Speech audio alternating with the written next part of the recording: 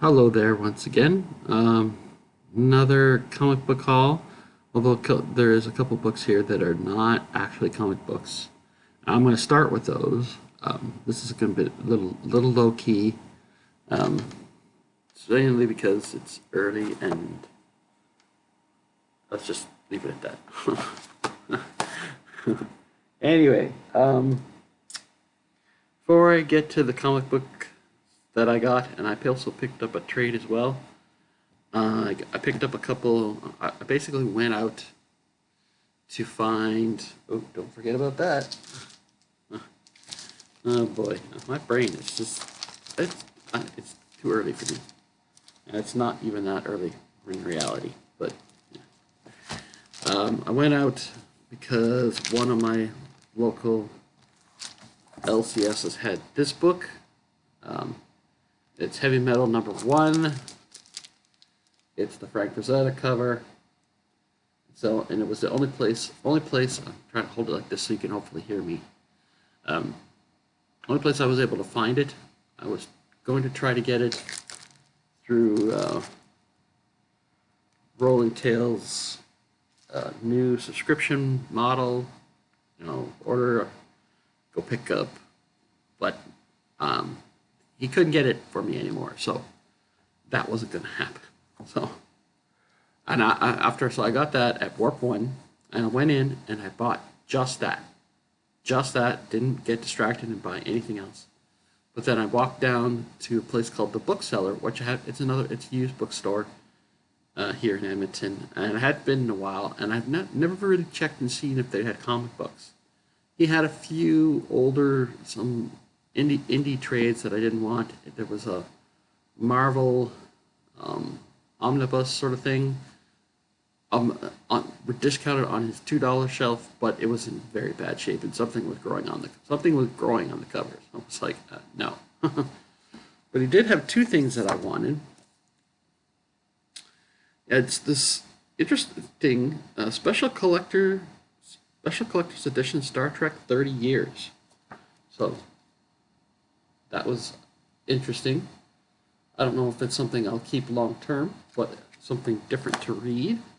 And what year is that? 1996. So, and it's weird. It looks like it almost looks brand new, but it's not.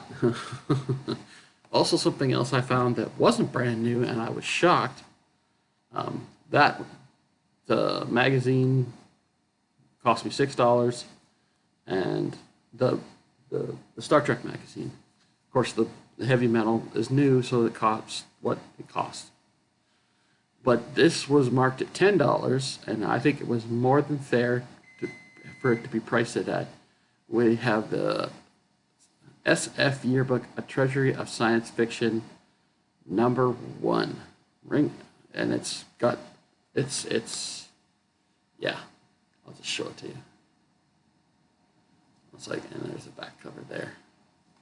Yeah, so it's like stories it's like Ring Around the Red Head by John D. MacDonald, The Irradiated People by Ray Bradbury, The Sky Was Full of Ships by Theodore Sturgeon, The Stroller by Margaret St. Clair, and others. So, and it's not a comic book, but it does have sort of these splash pages of artwork for each individual thing. Yeah, so it's like they're text stories, but each individual story has like a front splash page. Is that the right word for that?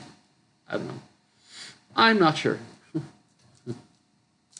Anyways, I took a trip over to Bonnie Doon Mall to check out. There's a group of stores called Game City and Revolver, all owned under the same umbrella. But I went to Bonnie Doon. They didn't end the Game City there. They had some good books, but nothing I really wanted that badly. So I decided to head on down to back downtown, and went to the Revolver, also under that same ownership umbrella, in City Center Mall. So and he's still working on getting his comic books all set up. It was like it was chaos. Some of it was in the bins and some of it wasn't in the bins. So there was 2 books that I decided to pick up.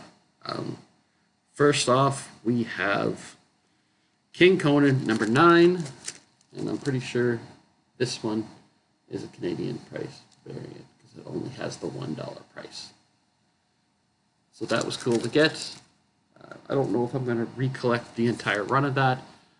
Maybe the first 12, and then see if I can find a trades for it or an omnibus or whatever exists for it that's collected. But they also had Fantastic Four number issue 387, and this one's got foil on the cover. That's why they had 2 copies of this one, and this was the better one. Actually, I think they had 3 copies, but this was the best one of the 3, and they were all priced the same price regardless. So, all right. Sorry, I'm losing my voice. Now, after that, of course, before heading home, I had to stop at We Book In downtown. And normally I go in there once in a while, and there's a few things, but there's never a guarantee there's anything. But I had noticed a trade on their shelf. Ooh, my voice is just going on me. I noticed a trade on the shelf that I had wanted, and I actually picked it up. I'll show you that last. But first up, we got a couple Marvel books. We got Guardians of the Galaxy issue number 28. This is a run I do collect. And it is a run I want to get all of it. All of it. And sorry, my voice is going on me. There was also this one-shot X-Men, The Onslaught Revelation. So that was an interesting little pickup. And because it's a one-shot, it'd probably be something that I just read and trade away. There is a first appearance in it of a Krakoa character, but I don't know if that's enough for me to decide to keep it or not. Probably not. I can't keep everything. And I had found, and you probably saw in a previous video, I found the first 3 issues of a series called Berserker Unbound, and I guess I just didn't look hard enough in the dollar bin because I found it at We Book In. I found issue 4. Basically in the same box, I'm pretty sure, and I just missed it the first time around. So I now have all of that, and it's going over there where the other ones are. And this next one I had seen in the dollar bin several times, and it has a really interesting, cool cover, but it's an issue 2, not a number 1. But every time I was looking at it while going through the dollar bin, I was like, it was just calling out to me. So this is from Dark Horse Comics, Blackwood, issue number 2 by Evan Dorkin and Veronica and Andy Fish. So yeah, I'm probably going to try to find all the other 3 issues for that series. So it looks very interesting. Ooh, almost fell on the floor. 4 on the floor. If you know, you know. Anyway. And this is funny. I just watched the FOMO Squad Tuesday night show last night. I didn't watch it live. I watched it afterwards because it was a tough day yesterday. But this is an one of the books that I can't think it was it Nate or was it? I think it was Nate. It was either Nate or Dope. I'm pretty sure it was Nate who showed this one. But I had bought this that day before watching it. But this is just so Nate from Hollywood Comics. Shout out to you, Nate. This is a one-shot, and it is Bloodfire and Helena. So there you go. There's another Bloodfire book for you to look for, Nate. Or actually, you know what? I think all I'll do is I'll read it and I'll put it aside for you, because I know you're sending me a book or 2. Hopefully, it's not too many, because I really don't have room to be sent too much stuff. But I'll read that and I'll set it aside and I'll send it back to you with depending on how big the box is you send me. But anyway, moving right along. Few books to end, and then the trade.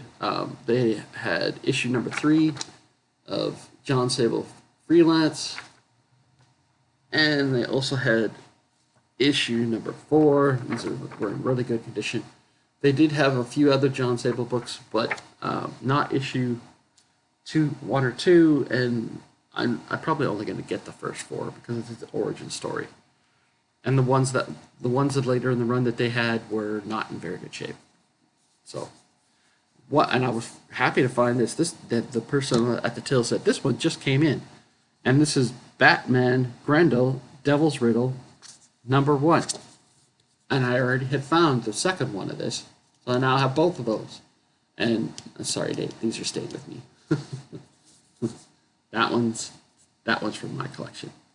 And a sort of last second sort of pickup out of the dollar bin book, I looked at it, it's like, there's something about this. Why does this look like it's supposed to be a key or something? I don't know. I wasn't sure. It was in a bag, but it wasn't board. It's not boarded. It's just in a bag. But it is Batman Shadow of the Bat, issue number 1. And this is a minor key. It's the first appearance of Victor Zsasz. I think, hopefully I'm saying that right. So, and I think Victor Zsasz became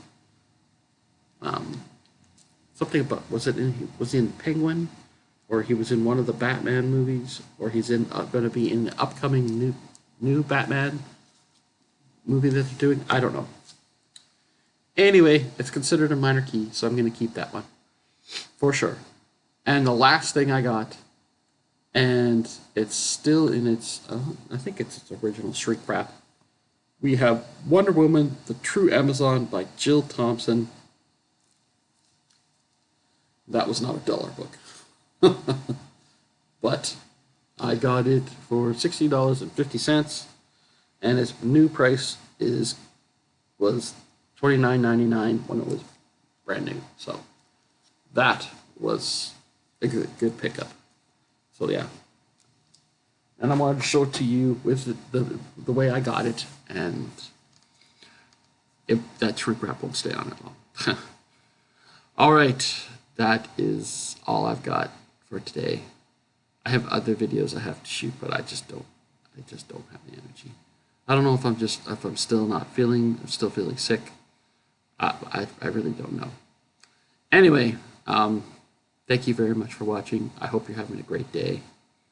Like, comment, subscribe, share, do all the YouTube stuff that you feel like doing. You don't have to, but it's cool if you do.